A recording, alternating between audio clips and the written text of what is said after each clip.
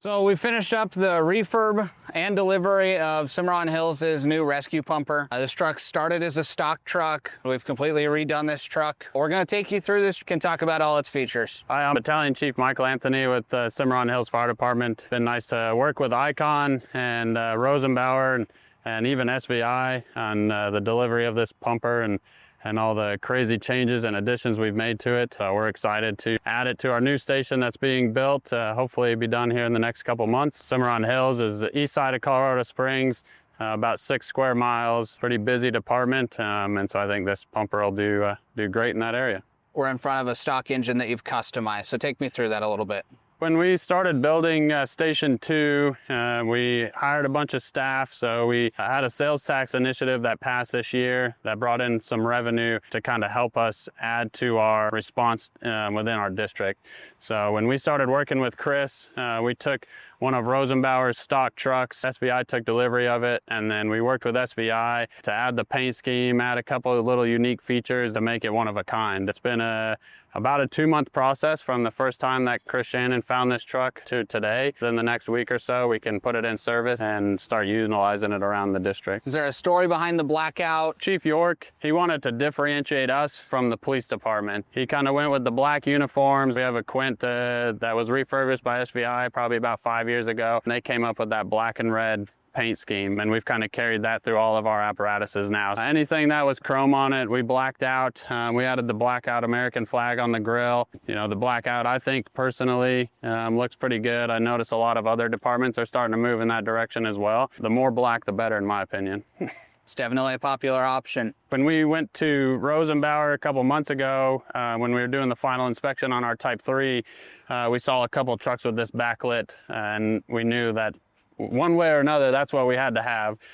So it is super cool. It's super unique. You know, it shows up really good at dark. And I mean, we've had a lot of people that have taken note of it and are pretty impressed with it. So it's definitely a cool thing. And like you said, I mean, it shouts out to the department and the district in which we live in and serve. And it's definitely a unique thing. Obviously, we have a Rosenbauer Commander cabin chassis here. Take me through a little bit about this layout and how it's going to be different than what you guys have now and how you're excited for it. One of the things that we kind of talked about when we first initially designed one of these pumpers was, you know, instead of the traditional rear-facing seats, this one has 2 forward-facing seats. And I think it provides a lot to those back seaters, being able to see kind of what they're responding to, get a good game plan together as far as, you know, tactics and moving forward from there. We do have one rear-facing seat that we'll use for, you know, third riders, or if we have a probie that's going through some training, we can put them in that third rear seat. Adding this compartment that can be accessed from the outside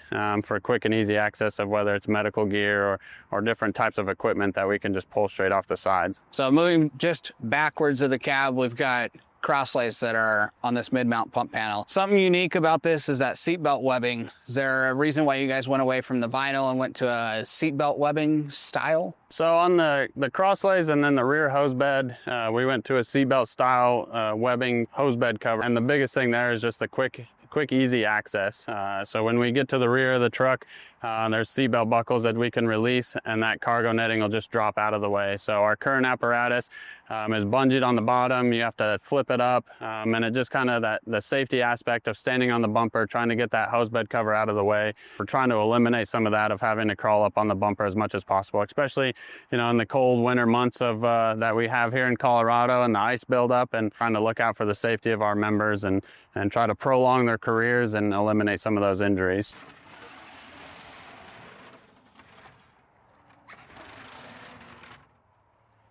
In Cimarron Hills, kind of go away from the traditional engine truck roll, especially being a small district. We want to provide as much service as we can, no matter the apparatus that's responding. With the compartment layouts of this engine, we will have some extrication tools on this engine. There's some major throwaways that run through our district. So to be able to respond quickly and start immediate rescue or patient care or any of that type of stuff, that's kind of the main goal. The compartment spacing on this truck works out that we can fit a lot of that extra stuff on that you wouldn't traditionally see on an engine to help better provide, you know, service to the public. The back of the truck now, we've got a ladder that is designed to give you easy access up, and even the ladder is Line X. So take me a little bit through the reason for the Line X on this ladder and why this ladder versus your traditional steps. Yeah, so again, going back to the safety aspect of it, having a traditional or a ladder versus traditional steps, again, adds to that safety aspect of it. With firefighters going up and down, whether it's loading hose or getting equipment from the top. Adding the Line X, two things. One, it continues that blackout package that we went with. This durable Line X here also adds to that grip aspect of it, right? So when we talked about the cold, snowy winter months of Colorado, adding that extra grip to the safety of our firefighters was paramount, and it's always in our minds of doing whatever we can to help them out in that aspect and prolong their career. On the back side of the truck here, this is that example of those seatbelt clasp that we talked about with that cargo netting. And again, the main reason is to keep firefighters from having to step up on the bumper to remove that netting or try to throw it up above. So a simple thing is you just pull these straps and that cargo netting will fall out of the way and we can pull that hose off the back. The other side of it too is these Velcro straps on the bottom, so if we had to completely remove this and get it out of the way, we could do that as well. Second thing too, with this falling down, it's going to protect the back side of this truck. So as couplings and hoses coming off of this truck, it's just going to help protect this asset that the citizens have paid for. So having these backlit handles, in the dark, when it's nighttime, having black handles can be sometimes hard to find. So, continuing with the black and red theme, having the backlit handles red kind of adds to the uniqueness of the engine, but also provides that safety again where those firefighters can find that handle getting on or off the rig. Same thing with these steps that go up to the top, having that light that shines down on that step. Black steps, hard to find in the dark. Illuminating them again is going to provide that extra safety. So when these guys are going up and down at night, we're preventing those missteps or falls or that type of stuff. Let's talk graphics. Okay. So obviously we repainted this truck. So now you have a custom graphics package. We removed the old graphics from the stock side of things when we repainted it. And then SVI Graphics did a custom print for you guys. So take me through kind of what your decision process was and your layout of your graphics. So when the engine came into SVI, as your traditional white over red, to fit our department and our paint scheme, we worked with the graphics department, changed all of the white to red, added our logo and our numbering on the side of it. The big thing here is to try to find things that flow. And so we worked with them to find those breaks to make stuff flow, where the black and the red break here is the same exact spot of where the top of that line is on those compartments. We want things to look slick and flow all together. The other thing that we did with the graphics department is we worked with them and kind of custom built these kick plates on the inside of each door. So they are reflective again for the safety aspect of it, and added our logo in the middle just to continue to add that uniqueness to this engine and make it ours. So on the IKON side of things, truly want to say thank you for your guys' business. I know this was a quick deal for you guys, but there's more in the pipeline. We just delivered a Type 3. It's already been deployed, already out in the field.